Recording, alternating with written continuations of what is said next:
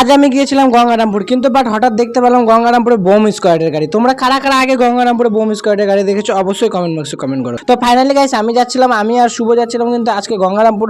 তার একটাই কারণ, গঙ্গারামপুর যাওয়ার কারণ হচ্ছে আজকে কিন্তু বসেছিল গঙ্গারামপুরে বেশ কয়েকদিন ধরে, আজকে বলাটা ভুল হবে, কেননা ওখানে বসেছিল হচ্ছে সার্কাস, টারজান সার্কাস বলে। তাই কিন্তু আমরা বাড়ি থেকে বেরিয়ে উঠে পড়লাম অটোর ছাদে, আর অটোর ছাদে করে যাবো, কেননা আমরা হচ্ছে স্টাফ আর আমরা কিন্তু নিচে বসতে একদম ভালো লাগে না, তার মধ্যে এখন গরমের সময়। তাই কিন্তু অটো থেকে নেমে আবার বসে গেলাম হচ্ছে বাসে, আর বাস থেকে নেমে কিন্তু আমাদেরকে উঠতে হবে আবার গঙ্গারামপুরে নেমেই উঠতে হবে আমাদেরকে টোটোতে, আর টোটোতে করে চলে গেলাম গঙ্গারামপুর স্টেডিয়াম মাঠে। আর ওখানে গিয়ে কিন্তু আমাদের কাছে ছিল পাস।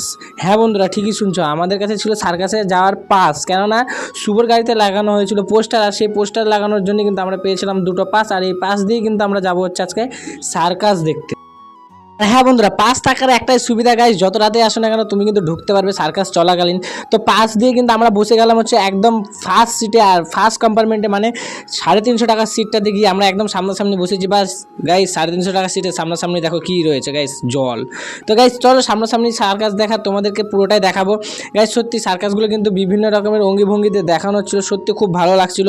আর গাইস সবথেকে বেশি ভালো বিষয় আমার কাছে যেটা লেগেছিল সেটা হলো হচ্ছে একটা দাদা এই সার্কাসের মধ্যে এত সুন্দরভাবে 2-3টা বল একসাথে হাতে নিয়ে ঘোরাচ্ছিল, যে তার ট্যালেন্টটা অমায়িক ছিল, সেটা বলার মানে কোনো বিষয় হয় না। তো গাইস যারা যারা সার্কাস দেখিয়েছে প্রত্যেকেই কিন্তু খুব সুন্দর সার্কাস দেখিয়েছে, আর সত্যি সার্কাসটা মোটামুটি খুব ভালোই ছিল। বাট সার্কাসের প্রোগ্রামের শোটা হচ্ছে 3 ঘন্টা শো, কেননা গাইস আমরা তো 3 ঘন্টা শো দেখার মতন আমাদের সময় নেই, যার কারণে কিন্তু আমরা চলে এসেছি তাড়াতাড়ি বাড়িতে। যে এই দাদাটার কথাটাই আমি কিন্তু ঠিক বলেছিলাম, দেখো গাইস এত বড় ছক্কা নিয়ে একটা মাথার উপরে একভাবে ঘোরানো, মানে কি ব্যাপার গাইস, মানে অসাধারণ একটা ব্যাপার, তাই না? আর এদিকে কিন্তু আফ্রিকান কিছু লোকও ছিল যাদের মানে ডান্সের মাধ্যমে যাদের জিমনাস্টিকগুলো খুব সুন্দর লাগছিল, যার কারণে সার্কাসটা আরও বেশি ভালো লাগছিল। ওই যে গাইস তোমাদেরকে বলেছিলাম আমরা তো গিয়েছিলাম হরিরামপুর থেকে গঙ্গারামপুরে রাত্রি 7টা নাগাদ সার্কাস দেখতে, তাই কিন্তু আমাদেরকে আবার তাড়াতাড়ি বাড়িতে ফিরতে হবে, নাহলে কিন্তু গাড়ি পাওয়া যাবে না। তাই কিন্তু আমরা 9টা সাড়ে 9টার সময় বেরিয়ে পড়লাম গঙ্গারামপুর বাস স্ট্যান্ডে কিছু ফাস্টফুড খাওয়ার জন্যে।